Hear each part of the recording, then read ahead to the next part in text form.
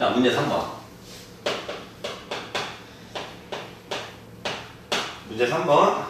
아래 그림들이 결합해서 보여주는 현상이야. 아래 그림들이 결합해서 보여주는 현상. 자, 여러분들 문제를 똑바로 읽고서 해야 돼. 알겠지? 재심은 하나하나 따로따로 봐갖고 분석해서 따로따로 쓰라는 얘기가 아니죠. 그러니까 그림 1하고 그림 2를 결합해서 설명을 해야 돼. 이 현상을 설명하시오. 단, 문제 1의 두 입장 중에서 이 현상을 보다 적절히 설명하는 입장에 근거하시오. 그랬어. 자, 일단은 지금 그림 2를 보면은 그림 2를 보니까 어떻게 되어 있습니까? 1인당 소득 수준이 있지. 1인당 소득 수준이 있고 그 다음은 삶의 만족도가 있어. 삶의 만족도. 근데 이게 어떻게 되어 있어요? 소득 수준이 향상됨에 따라서 증가하다가 어떻게 기울기가 줄어들죠. 네, 더 줄어들어야 돼요. 이렇게 이런 방식으로 생겼어요. 그치? 이게 무슨 소리야? 1인당 소득 수준이 낮을 때는 소득이 조금만 증가해도 만족도가 이만큼이나 증가하는 거야. 그치? 이만큼이나 증가해요. 근데 여기에서는 소득 수준이 똑같이 증가를 해도 어떤 거예요? 이만큼밖에 증가하지 않지. 그치? 여기 갈수록 이제 줄어드는. 그러니까 소득 수준이 끼치는 삶의 만족도에 대한 영향력이 점점 줄어드는 거죠. 그치? 그리고 기울기로 보면 그치? 기울기가 점점 낮아지고 있다. 자, 그러니까 이런 거지. 소득 수준이 향상되면 어떻다? 소득 수준이 향상되면 처음에는 어떻다? 삶의 만족도를 향상시키나 삶의 만족도를 어떻게 한다? 크게 향상시키나 어느 수준 이상에서는 어떻다? 어느 수준 이상에서는 소득 수준이 삶의 만족도를 향상시키지 못한다.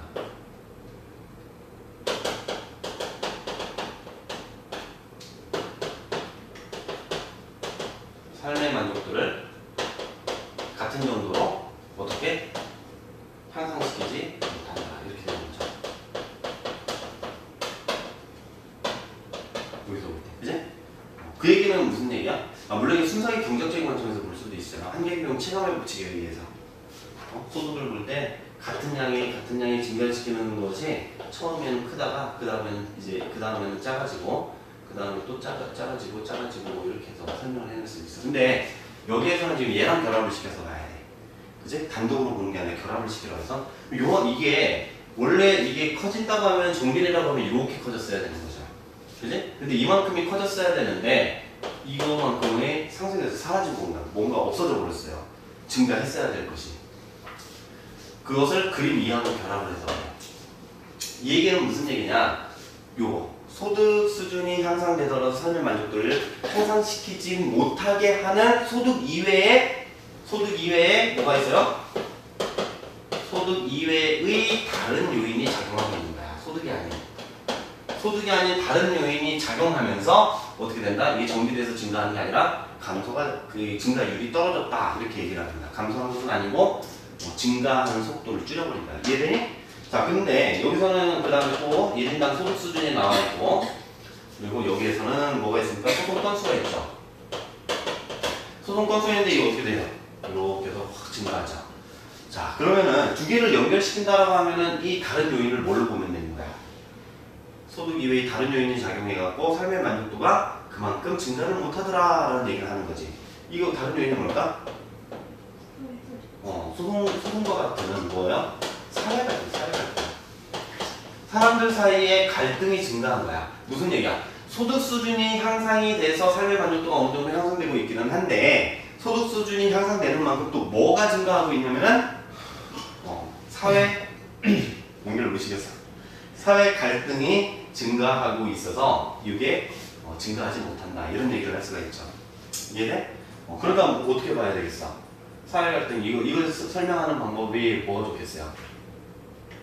설명하기가 좋은 게 다운문에서 설명하기가 좋아요. 사회 갈등이 경제적인 요인 소득 수준이 향상됐기 때문에 경제적인 요인으로 설명하기가 조금 어렵게 됐다 이거야. 사회 갈등에 다양한 측면이 있을 수가 있거든. 그지? 그래서 다원론적 측면에서 볼 수가 있다. 그러니까 경제학적인 측면에서 볼 때 소득 수준이 향상되면서 사람들의 만족도가 어느 정도 증가하고는 있는데 이것을 경제학적 관점에서 볼 때 한편으로는 소득 수준의 향상이 사람들이 어떻게 하도록 더 많은 부를 추구하도록 만드는 거죠. 그지? 그러니까 예를 들어서 같은 만족도 아까 한계유형 체감의 법칙과 유사하게 보면 돼요. 한계유형 체감의 법칙은 그러니까 예를 들어서 내가 한 달에 100만 원을 벌어. 근데 거기에서 10만 원만큼 더 증가해. 그러면 만족도가 어느 정도 뭐 예를 들어서 X만큼 증가했다고 합시다. 그지? 이런 사람이야. 근데 내가 1억을 벌어 한 달에. 그럼 그 사람은 100만 원만큼 더 벌면 될까? X만큼의 만족도를 만들려면 100만 원이 아니라 그 사람은 1000만 원씩 증가를 해야 될 거야 아마. 그지? 그게 그 처음에 이제 버는 돈이 크기 때문에 물론 그대로 나오지도 않을 거예요. 이제 로그함수로 한번 해보면 알겠지만. 근데 어쨌든 이제 그런 거랑 비슷한 거죠. 경제학적인 관점에서 이것을 설명을 할 수도 있고 또 하나는 경제가 성장하고 점점 더 잘 살게 되면서 소득 수준이 점점 높아지게 되면서 사람들이 이제까지 갖고 또는 표출시키지 못했던 다른 욕구들이 형성돼서 표출될 수가 있는 거지. 그지? 예를 들어서 찌질하게 못 살던 가난한 시절에는 이제 6.25가 끝나고 나서 이렇게 가난하던 시절에 그런 시절에는 우리가 우선 뭐 민주주의적인 권리니 이런 거 얘기를 하는 사람도 있기는 한데 모든 사람들이 그런 거에 관심을 갖기가 어렵죠. 그지? 아까 이게 제시문 4에서 선생님이 읽을 수 있다고 얘기한 거예요. 민주적인 뭐라고 돼 있어요? 여기 보면 민주화의 진전에 따른 이렇게 돼 있잖아.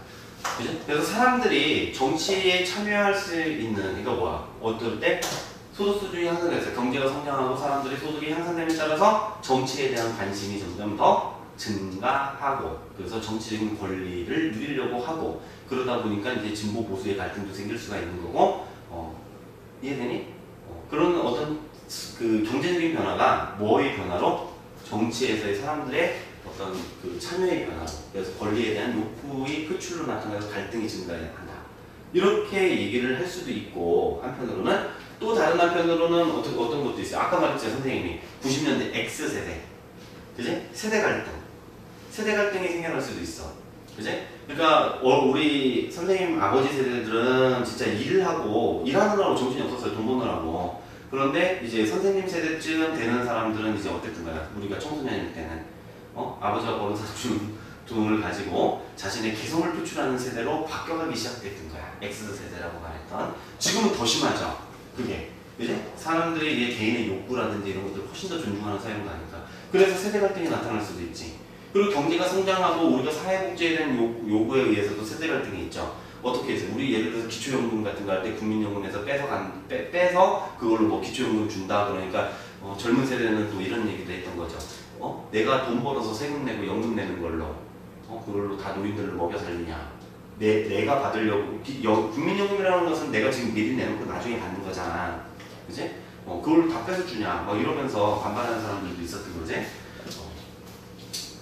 이해돼요?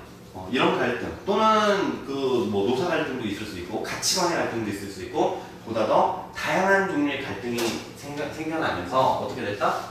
소득 수준의 향상에 비례해서 만족도가 향상하지는 못하게 만들었다. 이제 이런 얘기를 쓸 수가 있는 거예요.